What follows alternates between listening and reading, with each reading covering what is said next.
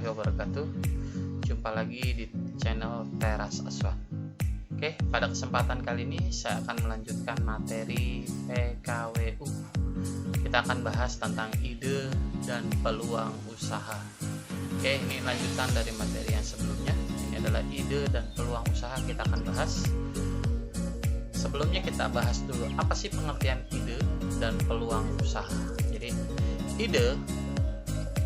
ide wirausaha adalah gagasan baru yang kreatif untuk mengubah permasalahan yang ada di masyarakat menjadi usaha yang dapat berjalan. Itu yang kita sebut dengan ide. Jadi dia adalah salah satu gagasan baru yang kreatif. Jadi gagasan baru itu tidak harus hal yang baru, tidak harus yang benar-benar ini hal yang baru ada, gitu. Bukan, tapi adalah merupakan gagasan itu adalah hal yang bisa jadi hanya sedikit modifikasi itu sudah menjadi gagasan yang baru yang kreatif yang membuat orang lain tertarik. Ketika kita menjalankan usaha yang seperti itu, maka orang lain akan mudah tertarik dengan usaha yang kita jalani. Berikutnya yang kedua, ini pengertian peluang. Peluang usaha adalah kesempatan yang dimiliki. Kalau tadi adalah gagasan, ide itu adalah gagasan. Kalau peluang adalah kesempatan yang dimiliki seseorang wirausaha untuk memulai usahanya sehingga dapat meningkatkan nilai tambah dari barang jasa yang ada. Jadi beda dengan ide dan peluang. Ide itu adalah gagasan, sedangkan peluang adalah kesempatan. Jadi, kata kuncinya di situ. Jadi ide itu adalah gagasan atau hasil pemikiran, sedangkan peluang adalah kesempatan yang dimiliki seseorang wirausaha untuk memulai usaha sehingga dapat meningkatkan nilai tambah.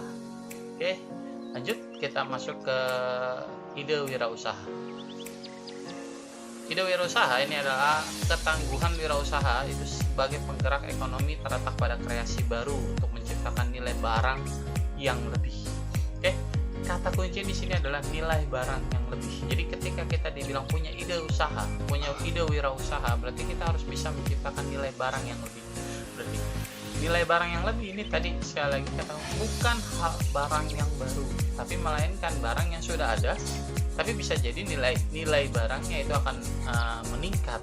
Contoh ketika kita punya barang bekas, contoh koran bekas atau kardus bekas ketika kita kilaukan, kita jual ke tukang pemulung gitu dengan harga kiloan, paling dihargai sekitar 2-3 ribu.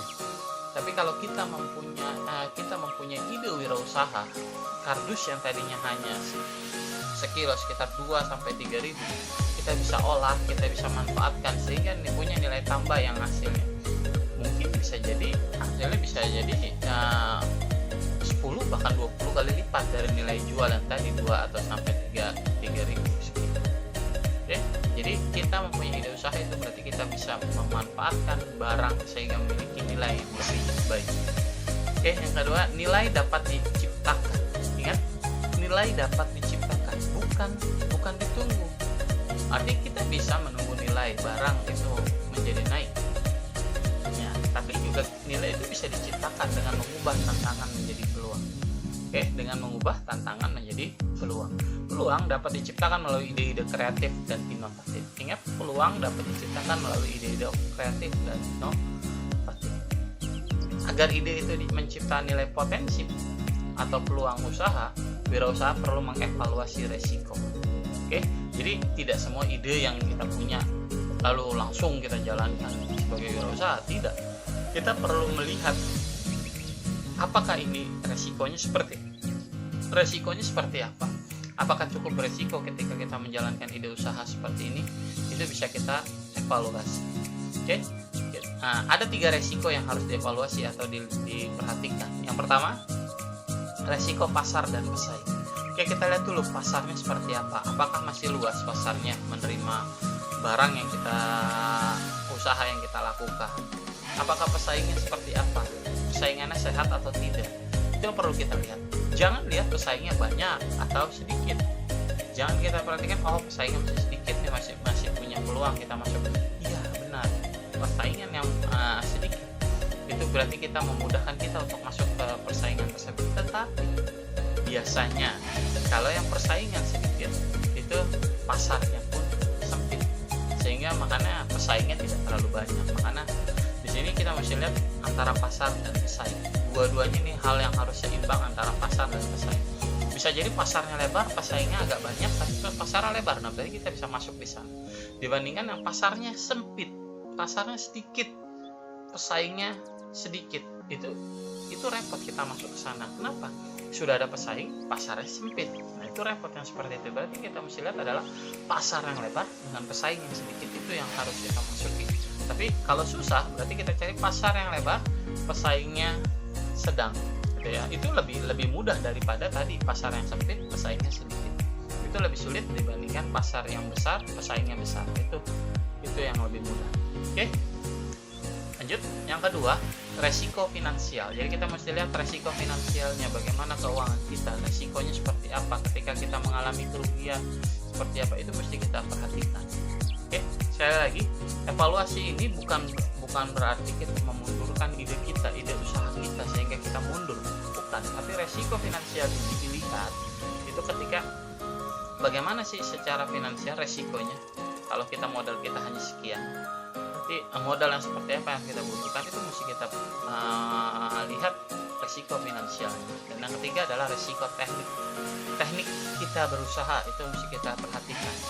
Oke, lanjut kita ke peluang usaha. Peluang usaha ini yang pertama perlu dilihat, satu, di sekitar kita terdapat banyak sekali peluang usaha. Yakin di sekitar kita masih banyak peluang usaha, masih banyak peluang usaha yang bisa kita manfaatkan. Kedua, poin yang kita ingat adalah bagi seseorang yang mempunyai kepekaan, kreativitas, inovasi, serta keberanian dalam mengambil risiko, setiap aspek kehidupan menimbulkan peluang. Oke, di sini yang dibutuhkan adalah kepekaan. Ingat, kepekaan. Jadi kita harus benar-benar peduli dengan orang lain. Kita harus benar-benar peduli atas masalah orang lain. Orang yang punya kepekaan tinggi biasanya akan memiliki ide yang lebih banyak dibandingkan orang yang cuek. Ya, orang yang acuh tak acuh terhadap lingkungannya itu biasanya dia tidak sedikit sekali memiliki ide. Ya, memiliki ide kreatif untuk mengembangkan sesuatu. Jadi kepekaan itu adalah yang pertama, kepekaan, kreativitas dalam mengolah, dalam memodifikasi, dalam dan inovasi. Inovasi itu berarti hal yang benar-benar baru, kita melakukan inovasi terbaru, serta keberanian untuk mengambil resiko. Ini setiap aspek kehidupan manusia menimbulkan peluang. Ingat, menimbulkan peluang. Jadi peluang tidak hanya ditunggu, tapi harus ditimbulkan. Oke. Poin yang ketiga adalah peluang muncul karena ada satu masalah. Oke, jadi peluang itu muncul pertama karena ada masalah. Yang kedua karena ada kebutuhan. Yang ketiga karena ada keinginan. Keempat karena diciptakan. Jadi ada 4 kenapa peluang usaha itu muncul. Yang pertama karena ada masalah, yang kedua karena ada kebutuhan, ketiga karena keinginan, dan yang keempat karena diciptakan. Oke.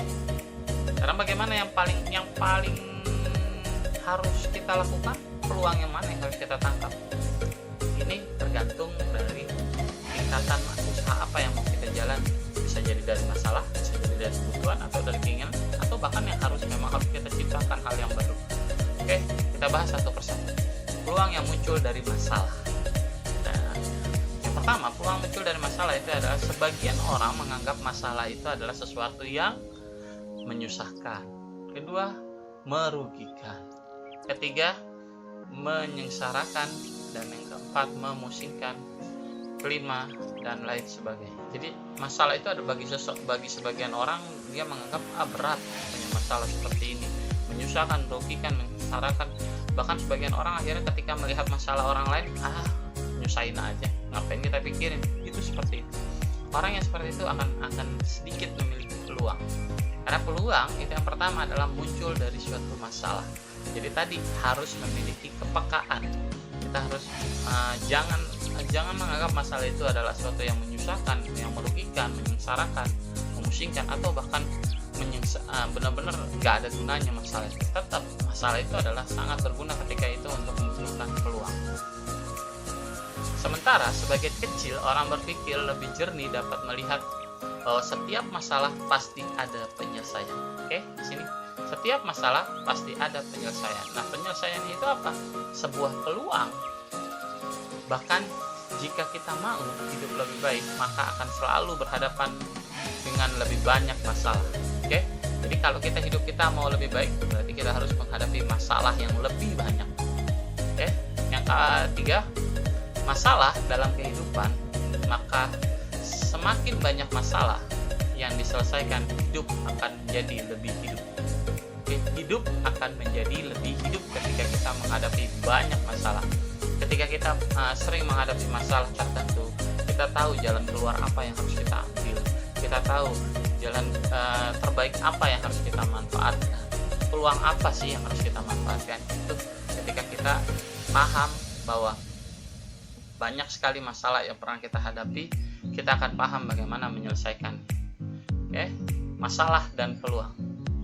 Masalah-masalah yang muncul dalam kehidupan justru memberikan atau melahirkan banyaknya peluang usaha.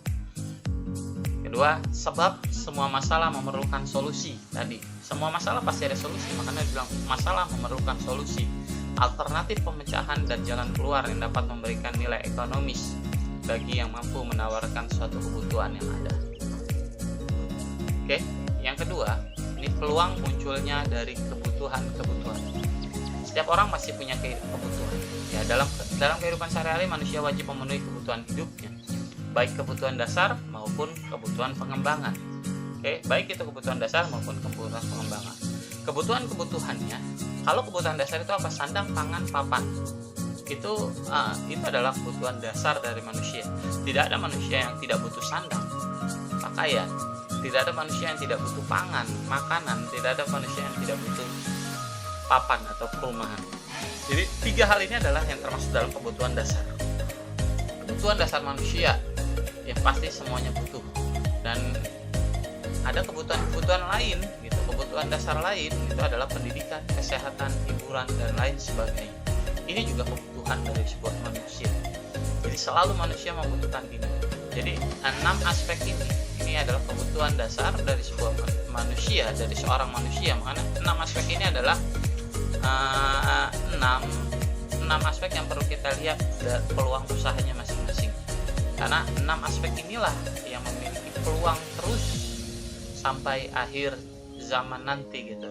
Jadi sandang, pangan, papan, pendidikan, kesehatan, dan hiburan itu semua manusia membutuhkan ini. Semua kebutuhan di atas memunculkan permintaan dan penawaran. Jadi setiap ada kebutuhan seseorang, maka ada permintaan. Ada permintaan. Siapa nih yang bisa memenuhi permintaan saya? Siapa yang bisa memenuhi kebutuhan saya? Itu pasti ada permintaan. Maka melahirkan peluang-peluang untuk permintaan. Ingat, manusia ketika memiliki kesempatan yang lebih, contoh ketika dia memiliki penghasilan yang lebih, uang yang lebih, maka dia akan punya kebutuhan yang lebih pula. Contoh ketika kita hanya cukup makan misalkan dengan sayuran yang harga 2.000 seikat, itu buat kita. Tapi buat orang yang ekonominya ke atas, ekonominya lebih ke atas, maka dia memerlukan sayuran yang lebih baik, yang menurut dia sehat, lebih sehat. Contoh sayuran organik yang harganya seikat bisa sampai 15.000, artinya bisa sampai 5-7 kali lipat dari harga yang biasanya di pasaran. Nah, artinya apa? Ini adalah sebuah peluang yang perlu kita tangkap. Ini adalah sebuah peluang yang perlu kita jalani. Dalam sebuah perkembangan, kebutuhan manusia akan banyak barang dan jasa meningkat dengan sangat dahsyat sebagai jenis komoditi maupun jumlahnya. Jadi dalam perkembangan manusia itu akan terus meningkat kebutuhan. Tidak akan kebutuhan manusia itu turun, tidak. Semakin tinggi tingkat ekonominya, maka kebutuhan manusianya itu akan semakin tinggi. Jadi di sini kita perlu meningkatkan kepekaan kita untuk melihat apa yang dibutuhkan orang lain. Terus karena itu terdapat berjuta-juta peluang memenuhi kebutuhan tersebut. Ingat, berjuta-juta peluang. Jadi masa kita tidak bisa menangkap satu peluang pun yang ada di sana. Berikutnya 3, peluang itu muncul dari keinginan. Setiap manusia memiliki keinginan yang tidak terbatas, baik pada jenis maupun jumlahnya. Jadi manusia itu memiliki keinginan tak terbatas. Yang kedua, karena itu peluang yang muncul dari keinginan manusia juga tidak terbatas banyaknya. Yang ketiga, poin ketiga adalah jadi pada dasarnya peluang membuka usaha yang sangat terbuka lebar. Peluangnya itu sangat terbuka lebar. Karena apa? Karena manusia punya keinginan yang ingin dipenuhi, punya keinginan yang ingin didapatkan dari orang lain, itu pasti. Keempat, peluang yang muncul karena diciptakan. Ini berarti peluang yang muncul bukan karena kita menunggu orang lain, tapi ini adalah peluang yang muncul karena diciptakan. Peluang yang muncul bukan saja karena timbul dari masalah, kebutuhan, keinginan orang lain, tetapi juga bisa muncul karena diciptakan. Seorang wirausaha dicirikan dengan banyaknya pemikiran-pemikiran baru yang mencoba untuk mengimplementasikan sebagai hasil pemikirannya sehingga bisa menciptakan nilai tambah dari setiap produk jasa yang dihasilkan. Jadi dia bisa memikirkan bagaimana meningkatkan nilai produk jasa yang dihasilkan. Tidak harus berangkat dari keinginan seseorang, tidak harus berangkat dari kebutuhan seseorang. Kita bisa menciptakan sendiri, menciptakan nilai tambah tanpa ada permintaan, tanpa ada penawaran, tanpa ada kebutuhan orang lain, kita ciptakan. Yang ketiga, jadi dalam proses penciptaan kreasi inovasi yang baru dapat menciptakan peluang-peluang usaha yang baru.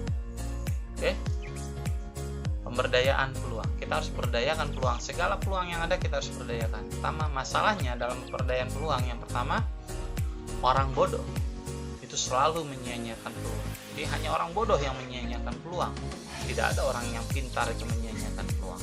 Hanya orang yang bodoh yang menyia-nyiakan peluang. Yang kedua, orang pintar itu menunggu peluang. Orang pintar itu hanya menunggu peluang, dia hanya menganalisis, berarti nanti saya punya peluangnya kapan, hanya menunggu.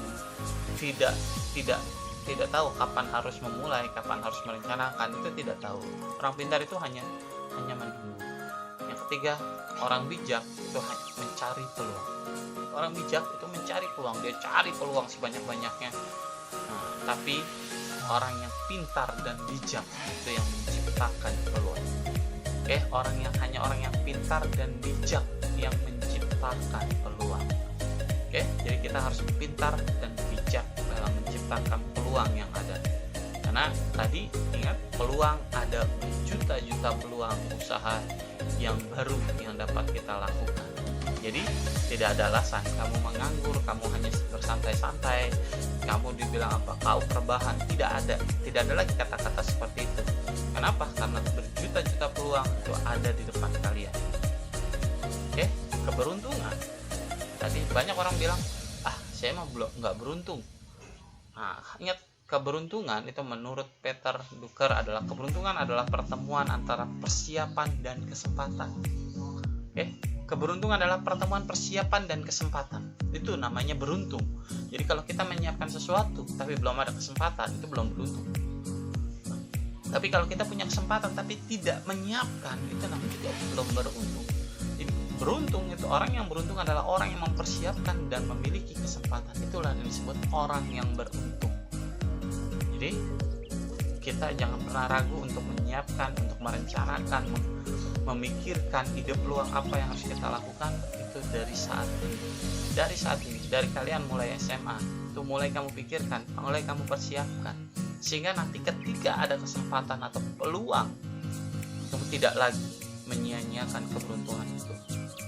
Keberuntungan adalah suatu yang pertemuan antara kesiapan dan kesempatan. Sampai sini dulu pembahasan kita tentang ide dan peluang usaha.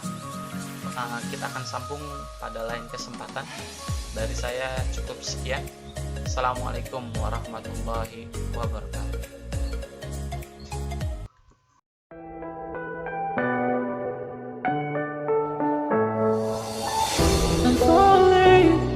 Tell me why I'm falling. Oh, life's calling, but it's hard because I'm falling.